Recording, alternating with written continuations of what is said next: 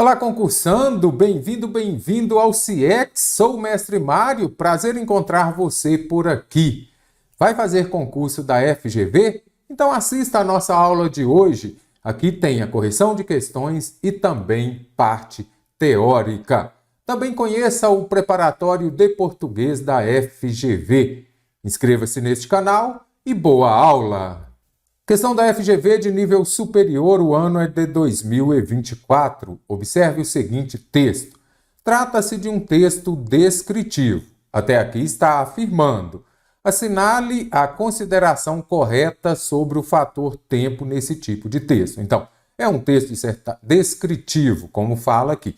É interessante você compreender nessa parte das tipologias textuais. A FGV é um pouco exigente. Então, aqui já facilitou, porque afirmou, não pediu a tipologia. Afirmou que é um texto descritivo, a gente tem que fazer a nossa consideração correta sobre o fator tempo. Estava sentada à mesa, a ler o diário de notícias no seu roupão de manhã, de fazenda preta com largos botões de madrepérola. Então você observa que marquei já o estava passado, não é isso? Cabelo louro, um pouco desmanchado, com um tom seco do calor do travesseiro. O que é esse texto descritivo? É quando vai fazer uma descrição, um relato minucioso de alguém ou de algum espaço, também de alguma situação. Então, eu sempre faço essa analogia com retrato falado. Se for para você descrever essa pessoa, você conhece? Sim, sentada à mesa, lendo o jornal ali, no seu roupão de manhã, de fazenda preta, com largos botões de madrepérola, então você vai fazendo desenho, vai colocar até o cabelo dela, que era louro, um pouco desmanchado, e tinha um tom seco do calor do travesseiro. Então você consegue fazer, essa é a característica marcante do texto descritivo. Então vamos ver aqui, o texto mostra a mesma realidade em momentos distintos? Não. Mesmo tempo que ela estava sentada à mesa, ela lia e ela estava vestida e com este cabelo. O texto se apoia em um momento único. Sim, ela estava sentada à mesa, ela estava lendo o jornal, ela estava com um roupão que ele tinha largos botões de madrepérola. Então você consegue observar ali que todas essas ações ocorrem no mesmo momento. Por isso está falando aqui no momento único. Os elementos do texto se mostram em sucessão cronológica, nada disso.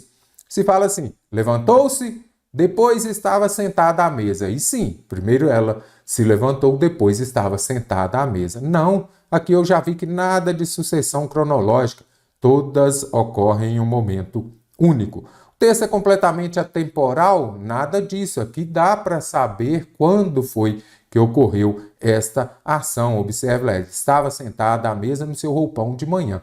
Qual é o tempo? Então, pela passagem, a gente já identifica. Texto situa a descrição no momento presente? Nada disso. Eu já vi lá que ela estava sentada à mesa. Questão muito interessante para você, inclusive, compreender. Volte, releia esta pequena passagem, este pequeno texto, para você compreender como a FGV trata esse texto descritivo. Então, bem interessante. Observe a seguinte frase.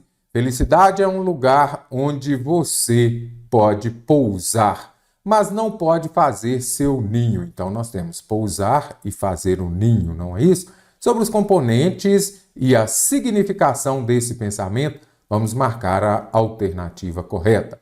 O termo seu ninho depende metaforicamente de pousar. Então, quando fala metaforicamente, vem da metáfora, não é isso? Quando você faz uma comparação, quando você utiliza muitas palavras no sentido figurado, sentido conotativo.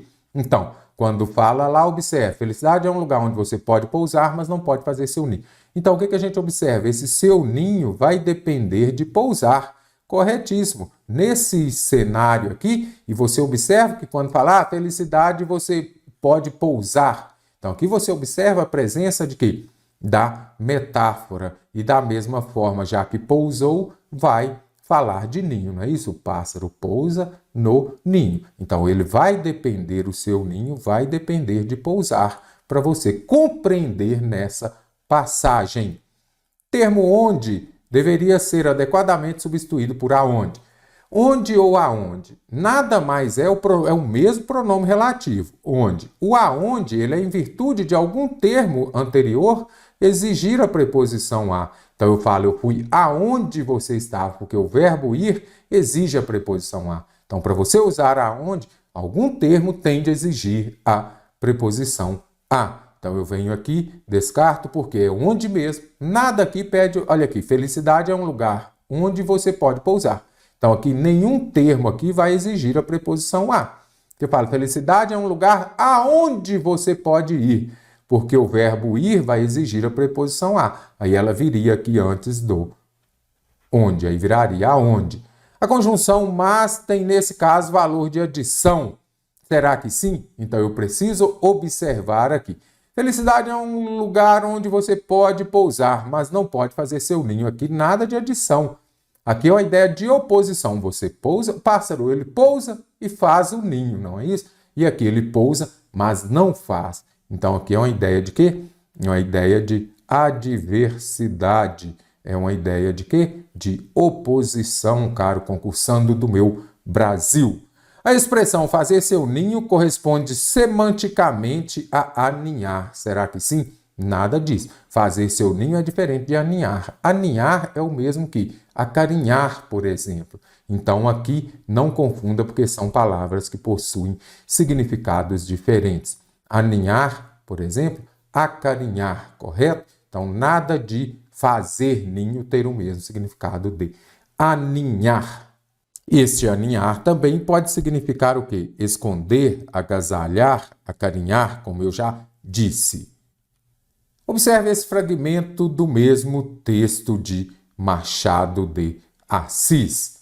Meses depois fui para o seminário de São José. Se eu pudesse contar as lágrimas que chorei na véspera e na manhã, somaria mais que todas as vertidas desde Adão e Eva. Quantas lágrimas, quanto choro. Há nisto alguma exageração, mas é bom ser enfático. Esse fragmento alude ao seguinte tipo de linguagem figurada. Qual é a figura de linguagem? Então, se eu pudesse contar as lágrimas que chorei na véspera e na manhã, somaria mais que todas as vertidas desde Adão e Eva.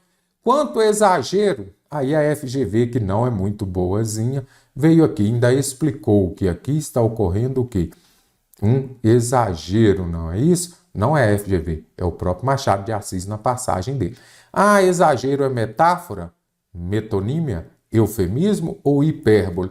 Hipermercado não é aquele hipermercado, não é aquele supermercado, é aquele mercado grande. Então, o hiper é grande, não é isso? É um exagero. Hipérbole é o quê? Um exagero. Hiper é grande. Então, pronto. Metáfora, já disse anteriormente, é quando você usa muito as palavras no sentido figurado, fazendo uma comparação sem aparecer aquele elemento, a conjunção como, por exemplo. Então, isso é metáfora.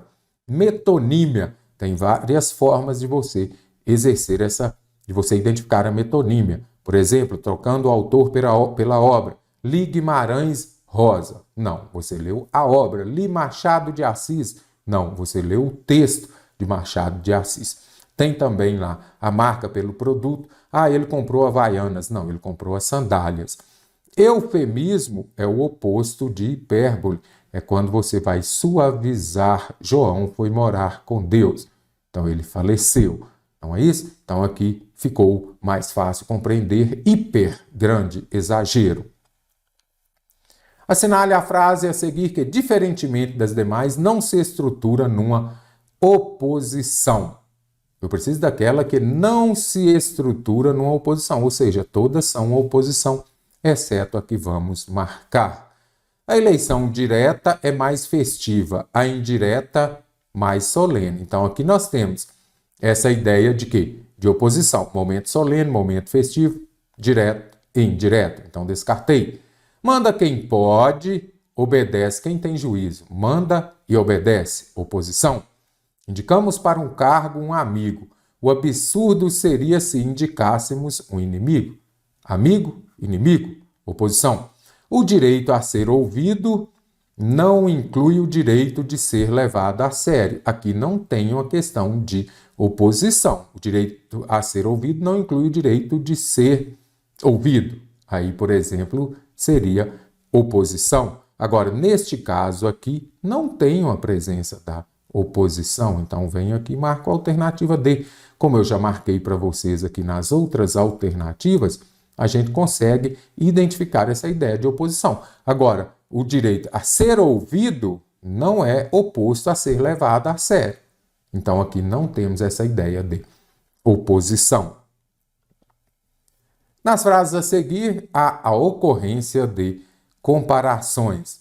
Vamos marcar a opção que mostra corretamente os dois termos comparados. Então, tem comparação? Sim. E eu preciso de quê? Eu preciso de identificar a opção que mostra os termos que foram comparados. A sociedade brasileira precisa desse projeto. Como os cidadãos pacíficos precisam de armas para enfrentar os inimigos traiçoeiros. Tem comparação? Tem. Mas os elementos, os termos comparados são projeto e inimigos traiçoeiros? Nada disso. Observe. A sociedade brasileira precisa desse projeto, assim como os cidadãos. Então, aqui o que está comparando? Sociedade brasileira com os cidadãos, correto? Então, aqui não é, descarta a alternativa A. Voto secreto no Congresso e casamento são um convite ao adultério. Então, aqui nós temos o quê? Voto secreto e o casamento. Então, está fazendo uma comparação entre os dois. Aqui está falando casamento e adultério. Nada disso. Voto secreto no Congresso e casamento são um convite ao adultério. Então, não confunda, mesmo aqui que você observe aqui que pode ser uma comparação, não é o caso nessa letra B, então nós já vamos descartar, porque aqui eu estou comparando o voto secreto ao casamento. Culpar Cristóvão Colombo pelos abusos coloniais na América seria igual responsabilizar Jesus Cristo pelos abusos da Inquisição. Então tem culpar e responsabilizar. Eu estou comparando o quê? O fato de culpar Cristóvão com o fato de responsabilizar Jesus. Então aqui você já consegue identificar, neste caso aqui, esta passagem que vai ter a comparação mostrando os termos corretos. Então você está comparando culpar Cristóvão a responsabilizar Jesus. A Bahia é o Mississippi do Brasil. Então estou comparando a Bahia ao Mississippi e nada da Bahia ao Brasil. Então aqui você já consegue identificar que essas comparações, há a comparação. Mas o que pede na questão lá é que mostra corretamente os dois termos comparados. Isso é muito importante para você conseguir identificar. Assinale a frase em que houve respeito absoluto à norma culta da língua portuguesa. E você está fazendo a prova, você já vai lá e coloca assim. Eu preciso da alternativa correta. A maioria dos soldados sofre em suas primeiras batalhas. Então, as batalhas primeiras dos soldados. Então, aqui está tudo ok.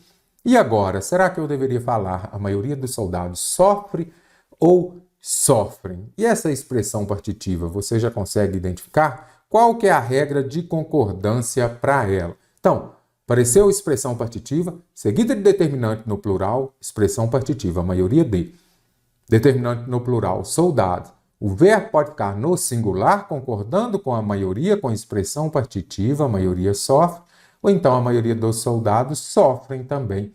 Haveria essa possibilidade, porque concordaria com o substantivo soldados, que está no plural. Então, corretíssimo. A tropa chegou meia. Meia, gente, é só de metade e roupa do vestuário. Quando for advérbio, aí você já deve saber que o advérbio ele é o quê? Invariável. Então, se o advérbio é invariável, eu não posso colocar meia, meios, meias. Então, a tropa chegou meio cansada. Aí você fala assim, mas o advérbio é aquela palavra que vai modificar o ava. O adjetivo, o verbo e o próprio advérbio. Cansada é o quê? Nesse caso, é um adjetivo. Então, para modificar o adjetivo, é um advérbio. Advérbio é invariável, então é meio. Chegou muitos alunos. Aqui já envolve concordância verbal. Tem concordância verbal, identifique o verbo e faça a pergunta. Quem chegou? Muitos alunos é o quê? Eles. Vamos lá conjugar o verbo? Eu cheguei, não é isso? Tu chegaste, ele chegou. E eles chegaram.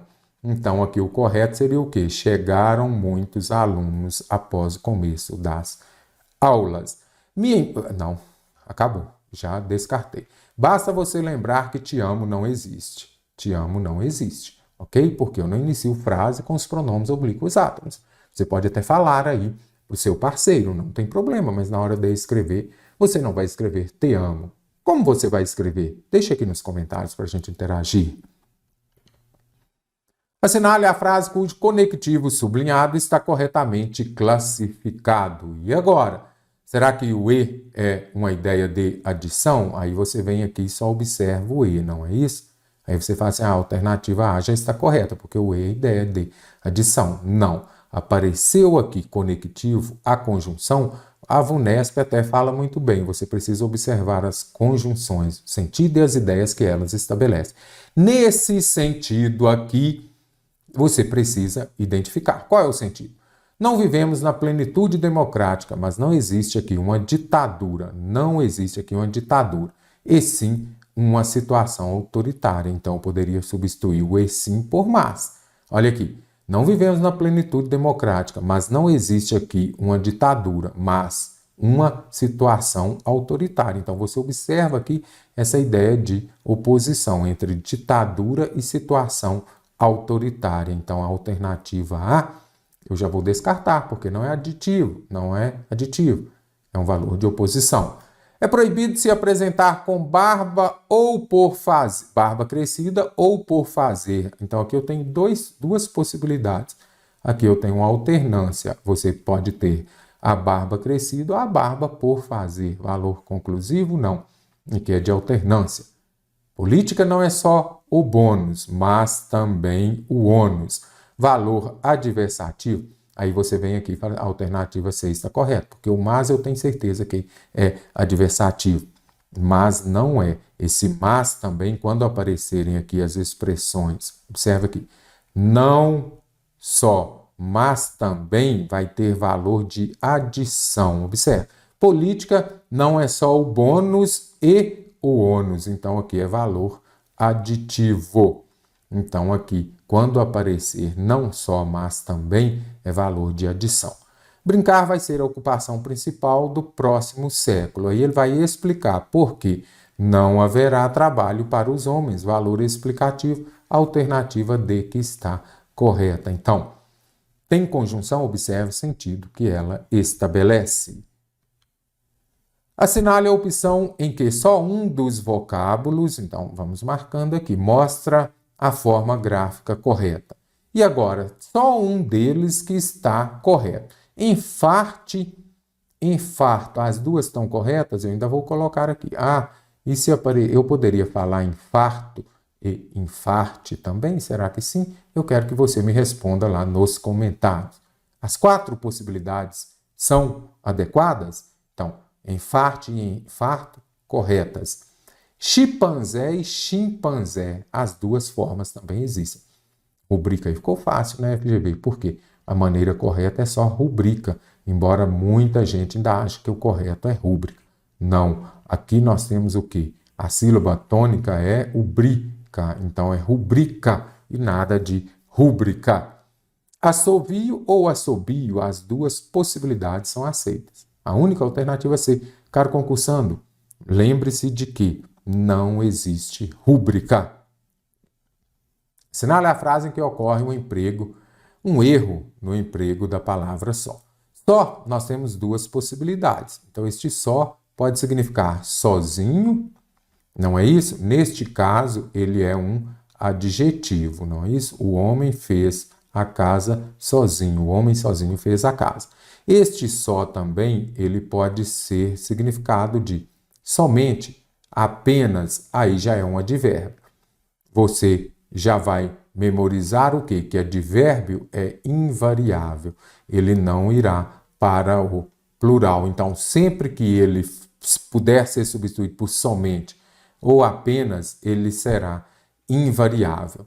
Esses novos projetos valem por si sós. Então, aqui os projetos sós, não é isso? Então, aqui eu tenho um substantivo. Este sós aqui pode ser substituído por sozinhos. Olha aqui. Pode ser. Se pode ser substituído por sozinhos, então, neste caso, valor de adjetivo.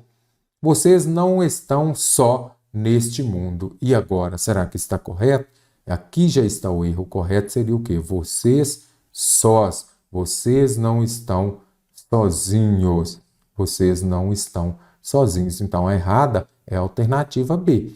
Por quê? Aqui deveria ser sós, porque vem ao encontro vai ter o significado de sozinhos. Elas sempre quiseram andar sós. Elas quiseram andar sozinhas. Então, está correto. Elas moram sozinhas. Você observa que esse só, quando for adjetivo, ele vai se referir a um substantivo ou a um pronome. Vai concordar em gênero e número. Quando aparecer lá, eu vou falar elas moram sozinhas, ou então eles moram sozinhos. Aí vai concordar em gênero e número com o substantivo ou com o pronome. Falei com eles só mais algumas vezes. Falei com eles apenas, somente, mais algumas vezes. Então, neste caso aqui, a alternativa E também está correta. A única errada, a alternativa B. Sinale a frase em que ocorre ambiguidade motivada pela ordem dos termos. Caro concursando, aparece muito na FGV essa questão da ambiguidade. Se aparecer lá na alternativa o pronome seu, pronome possessivo, seu, sua, por exemplo, o presidente, o diretor reuniu com o estagiário na sua sala. Na sala de quem? Do diretor ou do estagiário? Então, apareceu lá esse pronome, você já vai identificar, opa, ambiguidade. Ambiguidade vem de ambos. Quando ela pode, a frase ter dupla interpretação, correto? Então, quando eu falei lá, por exemplo, o presidente se reuniu com o estagiário na sua casa, na sua sala. Aí você tem duas possibilidades. Era na sala do presidente ou do estagiário. Então, isso é importante você compreender também. O cliente elogiou o médico. Aqui eu compreendo que quem fez a ação foi o cliente. Ele praticou a ação de elogiar o médico. Pronto. O médico praticou a ação de elogiar o cliente. O médico elogiou. Então, aqui ainda vem falando assim, ó, essa ambiguidade é motivada pela ordem dos termos. O cliente, o médico elogiou. Beleza. Com calma para você compreender a ambiguidade. O cliente, o médico elogiou. Ok, eu entendi que o cliente elogiou o médico. Outra possibilidade. O cliente, o médico elogiou. Agora eu já tenho a ideia que o quê? O médico elogiou o cliente. Então, essa alteração da ordem dos termos vai levar a essa ambiguidade. Então, aqui eu posso entender que o cliente elogiou o médico, ou eu posso entender que o médico elogiou o cliente. Duas possibilidades dentro dessa ambiguidade. O cliente ao médico elogiou, então aqui você observa que ele elogiou da mesma forma o médico. E aqui, ao cliente, o médico elogiou, que o médico elogiou ao cliente. Então, descarto. Ambiguidade interessante para você memorizar e gabaritar a questão que aparecer na FGV.